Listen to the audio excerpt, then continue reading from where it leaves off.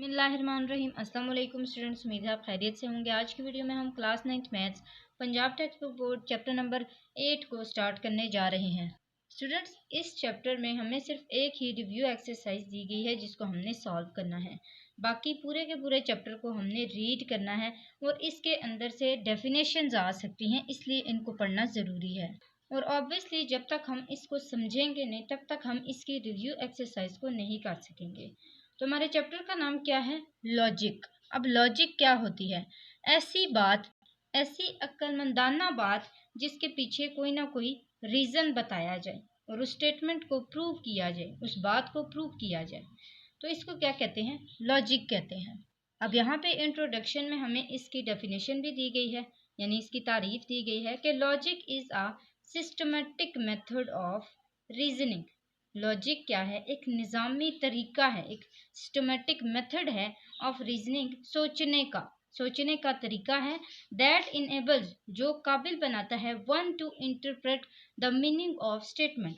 वो जो मैंने स्टेटमेंट आपको बताई है, वो जो बात बताई है, उस बात के मीनिंग को अखज़ करना, ठीक है, उस बात के मीनिंग को इंटरप्रेट करने के काबिल बनाना, इसको लॉजिक कहा जाता है।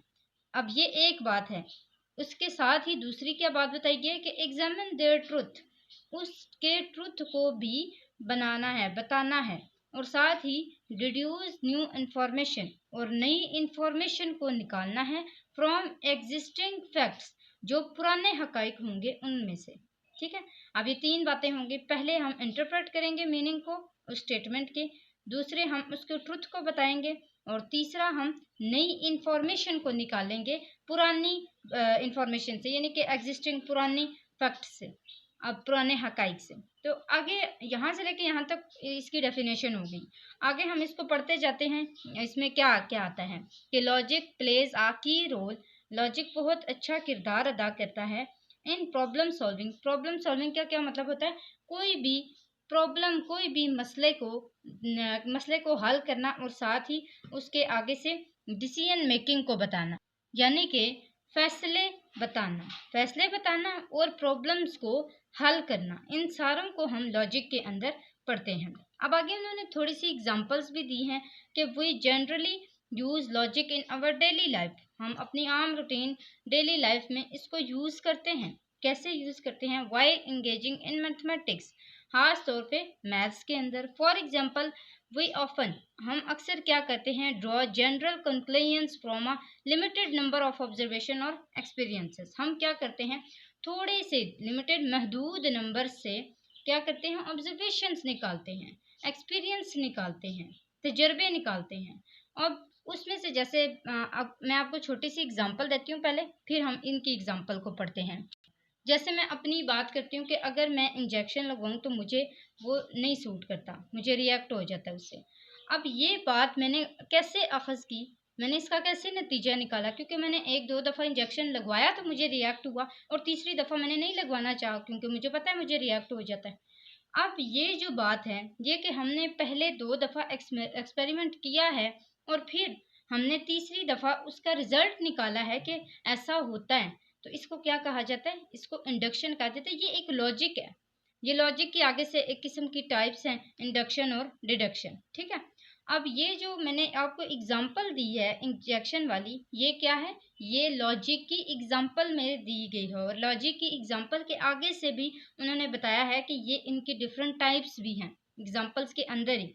अब जैसे इन्होंने कहा है कि a person gets a penicillin injection once और ट्वाइस। एक बंदा है, वो क्या करता है? पेंसिलिन का इंजेक्शन लगवाता है एक या फिर दो दफ़ा, एंड एक्सपीरियंसेस आ रिएक्शन, और उसने क्या किया? उसने वहाँ से एक्सपीरियंस लिया कि मुझे क्या हो जाता है? रिएक्ट हो जाता है। सून आफ्टरवर्ड, जल्द से जल्द उससे रिएक्ट हो जाता है।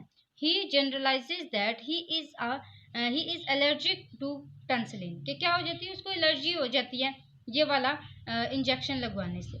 अब जब इसने ये अखज़ किया कि उसको एलर्जी हो जाती है इससे, तो ये एक लॉजिक है ना। उसने दो दफ़ा पहले एक्सपेरिमेंट किया, ऑब्जर्व किया कि मुझे एलर्जी हो जाती है। इस वे को जब हम दो दफ़ा तीन दफ़ा किसी भी एक्सपेरिमेंट को ऑब्जर्व करके बताते हैं कि ऐसा होता है, फिर हम उसको क्या कहेंगे? इंडक्शन कहेंगे। जैसा कि यहाँ पे लिखा है, this way of drawing conclusion is called induction, इसको क्या कहा जाता है? इंडक्शन। अब हम आगे एक और इसकी जो टाइप है वो भी पढ़ेंगे, और वो कौन सी है? डिडक्शन है। और फिर हम दोनों के बीच में डिफरेंस भी देखेंगे। अब जैसे कि यहाँ पे इन्होंने कहा कि we have to conclude from accepted और well known facts we often consult lawyers और डॉक्टर्स। अच्छा, यहाँ से यहाँ तक इसका ये मतलब है कि हम क्या करेंगे? हम कंक्लूड करेंगे कि कैसे हम पुरानी चीज़ों से, पुराने फैक्ट से, वेल नाउन फैक्टर से, अच्छे फैक्टर से किस तरह ये एक्सेप्टेड यानी कि पुराने पुराने फैक्टर से हम किस तरह नई ऑब्जर्वेशन को बनाते हैं, नई स्टेटमेंट देते हैं। वी ऑफन कंसल्ट लॉयर्स और doctors based on their good reputation. जैसे हम किसी डॉक्टर के पास जाते हैं मशवरा लेने, कोई भी हमें बीमारी है हम उससे मशवरा लेने जाते हैं ना, हमें डॉक्टर सजेस्ट करता है, और हम इसके पास क्यों जाते हैं? क्योंकि उसकी रेपुटेशन अच्छी है। अब जब हम उसके पास जाते हैं तो हम इसी वजह से जाते हैं क्योंकि हमें पता है कि उसका जो पुराना नॉलेज है वो हमसे ज़्यादा है, उसको पता है कि उसने हमें कौन सी मेडिसिन सजेस्ट करनी है। This way of reasoning drawing conclusions from premises believed to be true. हम क्या करते हैं? हम बिलीव करते हैं कि ये सच्चा होगा, और इसी वजह से हम उसको डिडक्शन कहते हैं। अब अगर मैं आपको एग्जांपल दूं इंडक्शन और डिडक्शन के, और उससे अगर समझाने की कोशिश करूं कि इन दोनों में क्या डिफरेंस है, तो आप अच्छे से समझ जाएंगे। अगर हम इंडक्शन की बात करते हैं तो उसमें ये होगा कि हम एट अ टाइम एक हम एक्सपेरिमेंट करते हैं। जैसे मैंने वो एलर्जी का आपको बताया था, इंजेक्शन लगवाने से एलर्जी हो जाती है। अब वो हम 2 दफ़ा पहले हमने एक्सपेरिमेंट किया है, और थर्ड वन हमने बताया है कि रिजल्ट में बताया कि हाँ हमें एलर्जी हो जाती है। ये क्या है? ये इंडक्शन है। लेकिन डिडक्शन के अंदर ऐसा नहीं होता। डिडक्शन के अंदर पुरानी इंफॉर्मेशन दी जाती है, पुरानी इंफॉर्मेशन के ऊपर बिलीव किया जाता है। जैसे कोई भी लॉ दिया गया हो, हाँ लॉ ऑफ ग्रेविटी है, उसके ऊपर हम अगर बिलीव करते हैं कि हाँ वो जो लॉ है वो बिल्कुल सही है, और उसी के आगे से हम फैक्ट्स बनाने शुरू कर देते हैं, उसी को आगे लेके चलते हैं।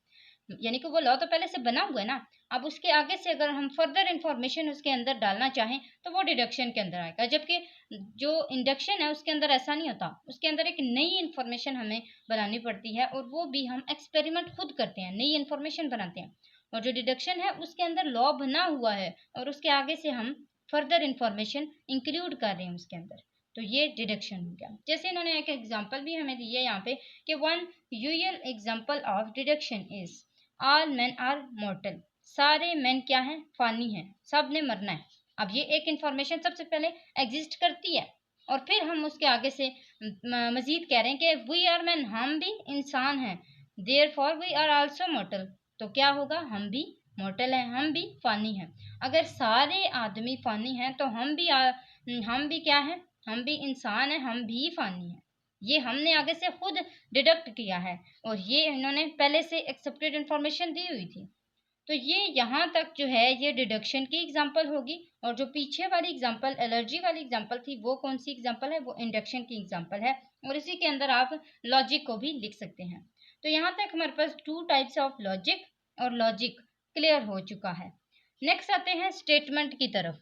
स्टेटमेंट के बारे में हमने लॉजिक के अंदर भी पढ़ लिया था कि स्टेटमेंट कोई भी बात हो। अब उन्होंने इसको प्रूव करना चाहे कि कोई भी बात किस तरह की बात हो, कि अ सेंटेंस और मैथमेटिकल एक्सप्रेशन जो कि इक्वल ना हो।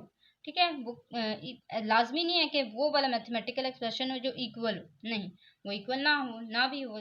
तो एक ऐसा सेंटेंस या फिर एक ऐसी मैथमेटिकल एक्सप्रेशन विच में बी ट्रू और फॉल्स, जो ट्रू भी हो सकती है और फॉल्स भी हो सकती है, गलत भी हो सकती है और सही भी हो सकती है, बट नॉट बोथ, लेकिन दोनों नहीं हो सकती। यानी कि ऐसा नहीं हो सकता कि एट अ टाइम ही वो ट्रू भी हो और वो फॉल्स भी हो, ऐसा नहीं हो सकता। या तो उसको ट्रू होना पड़ेगा और या फिर उसको फॉल्स होना पड़ेगा। इट इज कॉल्ड स्टेटमेंट, इसी को स्टेटमेंट कहा जाता है।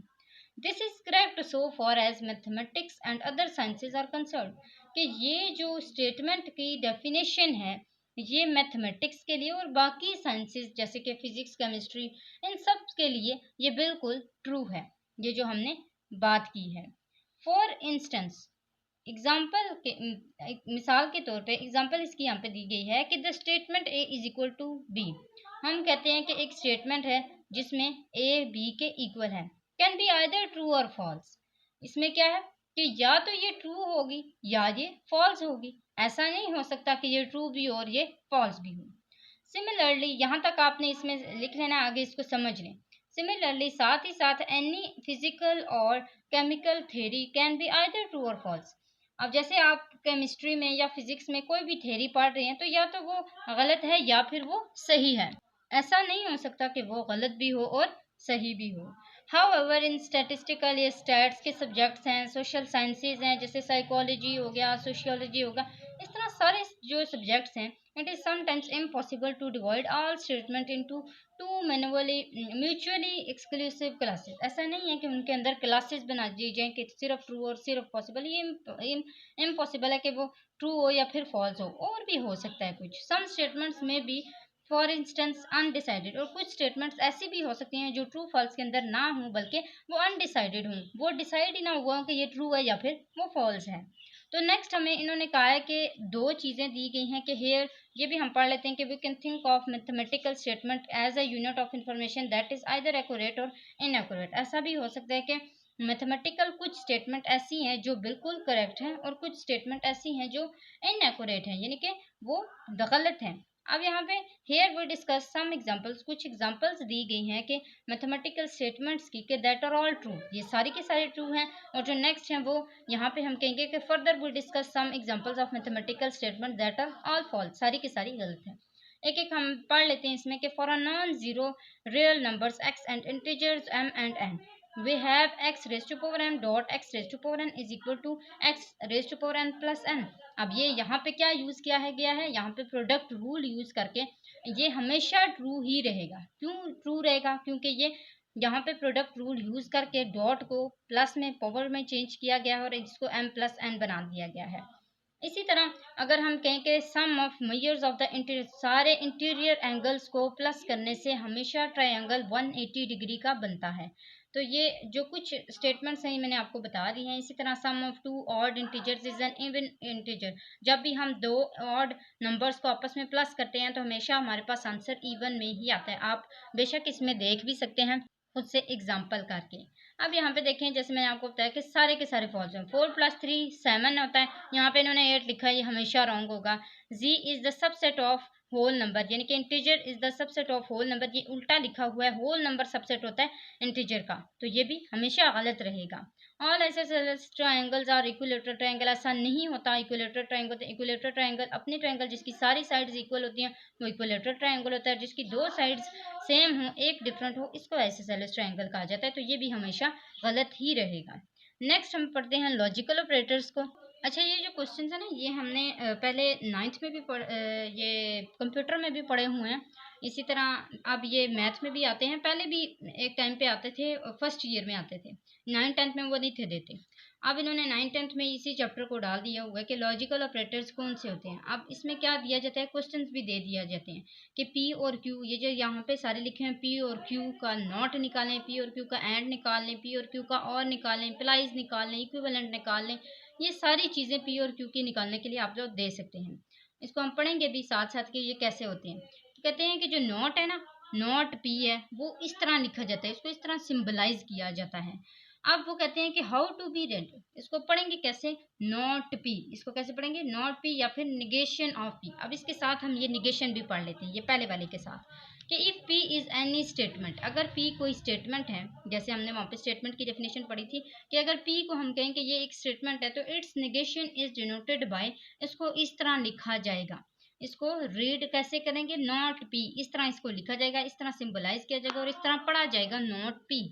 अब इस डेफिनेशन से ये फॉलो किया जाता है कि it follows from this definition that if P is true, अगर पी ट्रू है तो फिर जब इसका हम क्या लेंगे, नॉट लेंगे।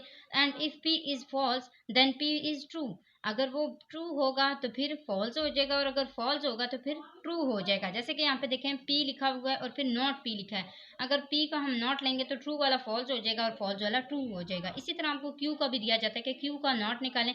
Q में आपको ट्रू और फॉल्स लिख के दिए जाते हैं, और अगर उसका आपने नॉट लेना है तो ट्रू वाला फॉल्स हो जाएगा और फॉल्स वाला ट्रू हो जाएगा। अभी कहते हैं the possible truth values of P and not P are given in table. ये देखें यहाँ पे टेबल में मैंने आपको समझा दिया, which is called a truth table. इसको क्या कहा जाता है?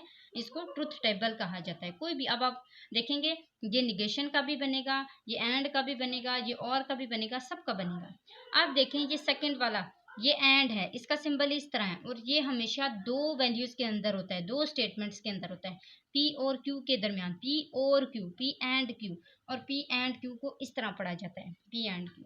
अब इसको हम पढ़ लेते हैं, ये होती है कंजक्शन। अब कंजक्शन के थ्रू इसको रीड किया जाएगा। कंजक्शन के अंदर क्या है कि the conjunction of two statements P and Q, दो P और Q के दरमियान में कंजक्शन, कंजक्शन क्या होता है? दो चीज़ों को मिलाना। इज सिम्बॉलिकली, ये आपने इंग्लिश में भी पढ़ा होगा कंजक्शंस के बारे में, एंड बट, ये सारे फैन बॉयज, ये सारे के सारे कंजक्शंस ही कहलाते हैं। जब दो सेंटेंस को आपस में ज्वाइन करके एक लफ्ज़ बीच में डाल दिया जाए, या दो सेंटेंस को मिलाने वाला कोई भी जो टूल है, वो क्या होगा? वो कंजक्शन होगा। The conjunction of two statements P and Q is symbolically written as, को इस तरह लिखा जाता है, ये मैंने आपको ऊपर बता दिया था। Conjunction is considered to be true only if both statement are true. ये तब हमेशा ट्रू होगा जब इसकी दोनों से, फॉर एग्जांपल ये P और Q है ना, दोनों लिखे हैं, अगर दोनों ट्रू होंगे तो फिर ही ट्रू। बाकी सब में अगर एक ट्रू है दूसरा फॉल्स है तब भी वो फॉल्स होगा, जब दोनों फॉल्स हैं तब भी वो फॉल्स होगा, अगर पहला वाला फॉल्स है दूसरा वाला ट्रू है वो तब भी फॉल्स होगा। अब हम इसका जो टेबल है वो भी देख लेते हैं, अगले पेज पे ये बना हुआ है, यहाँ पे आप देख सकते हैं। ये देखिए ये P है और ये Q है। जब दोनों ट्रू हैं तो फिर P एंड Q का जवाब क्या आया है? ट्रू आया है। जब पहला ट्रू है दूसरा फॉल्स है तब भी वो फॉल्स है, जब पहला फॉल्स है दूसरा ट्रू है वो तब भी फॉल्स है, और जब दोनों फॉल्स हैं तब तो वो है ही फॉल्स।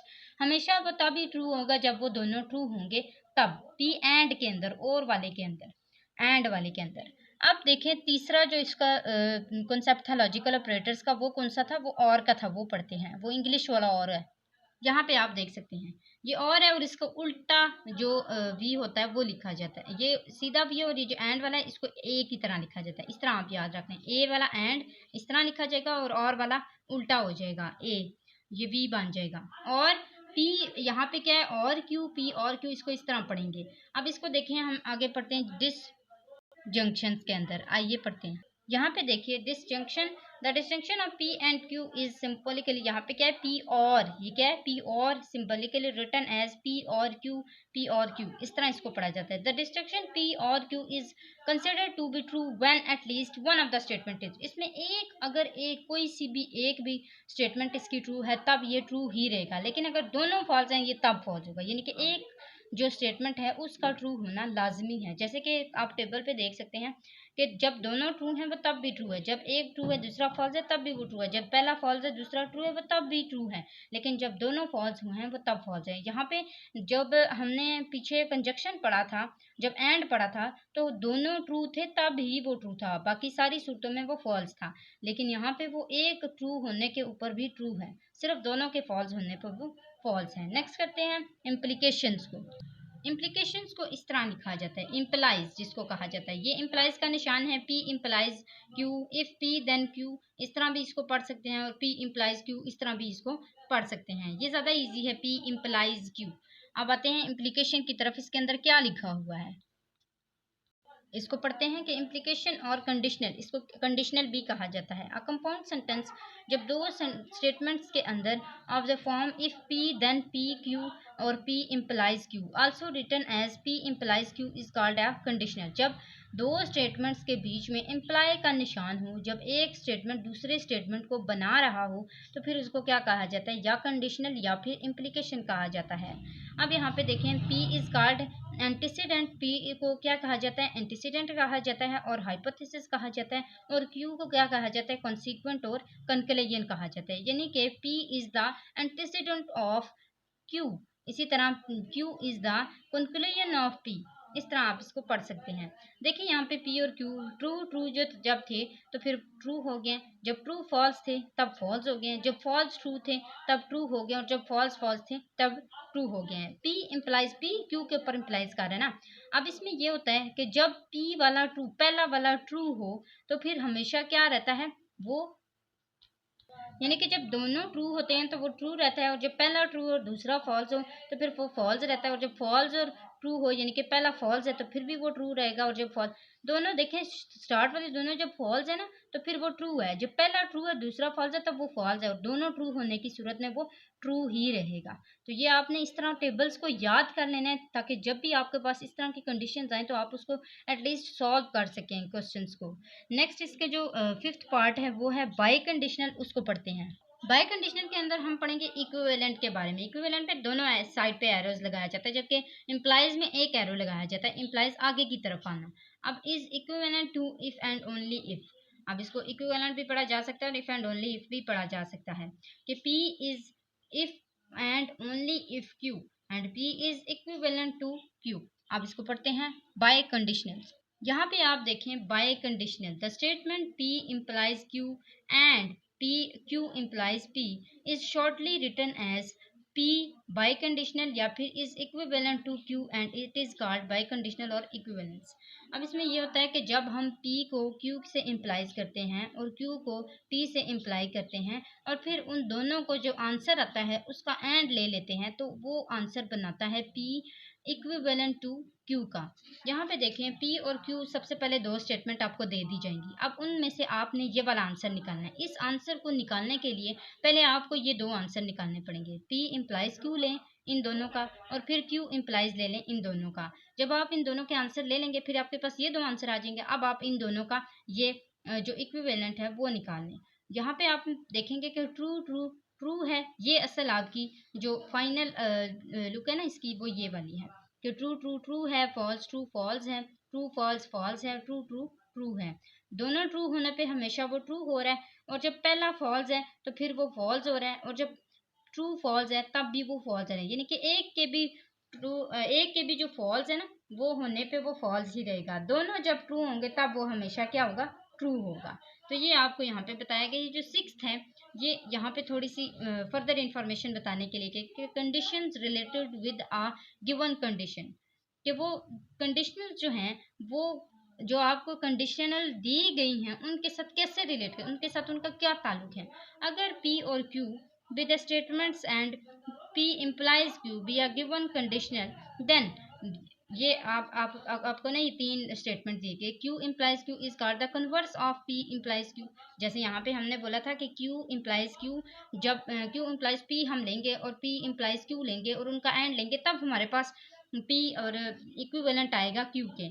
यहाँ पे वो कहते हैं कि जब हम Q implies P की बात करते हैं तो वो कन्वर्स है P implies Q का। इसी तरह ये जो नॉट P और नॉट Q है ये जब एक दूसरे के इम्प्लाइज होते हैं ये इन्वर्स हो जाते हैं P इम्प्लाइज Q के, और जब नॉट Q इम्प्लाइज हो जाता है नॉट P के तो उसको कंट्रा पॉजिटिव कहा जाता है P इम्प्लाइज Q का। ये सारे P इम्प्लाइज Q के आगे से कंडीशनल्स हैं ये वाली, ठीक है। तो ये यहाँ तक हमारे पास सारा सॉल्व हो चुका हुआ है। ये आपको कुछ एग्जांपल भी दी गई हैं, आपने ये देख लेनी है। एग्जांपल्स हैं क्योंकि अगर आपको कंसेप्ट क्लियर हो चुका है तो एग्जांपल्स आप आसानी से कर सकते हैं। आज की वीडियो में हमने लॉजिक स्टेटमेंट और लॉजिकल ऑपरेटर्स को डिटेल से पढ़ा है। मुझे उम्मीद है कि आपको समझ आ गया होगा। स्टूडेंट्स आपने हमारे चैनल को ज़रूर सब्सक्राइब करना है। 1K का टारगेट है, आपने लाजमी पूरा करना है। आज के लिए इतना ही था। अगली वीडियो तक के लिए अल्लाह हाफिज़।